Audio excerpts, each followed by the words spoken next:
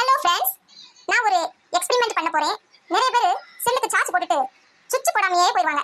அது மாதிரி யாரெல்லாம் என்ன பண்றாங்கன்னு பாப்போமா? வாங்க போலாம். ஃப்ரெண்ட்ஸ், இப்போ நம்ம வீட்டுக்குள்ள வந்தாச்சு. அப்புறம் சுவிட்ச் போர்டு எங்க இருக்குன்னு பார்த்து போவோம். ஃப்ரெண்ட்ஸ், சுவிட்ச் போர்டு பக்கத்துல வந்தாச்சு.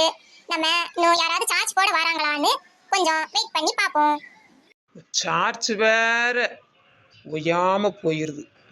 சரி, சார்ஜ் போட்டு போவோம். இவன் எதுக்கு இங்க வந்து நிக்கான்?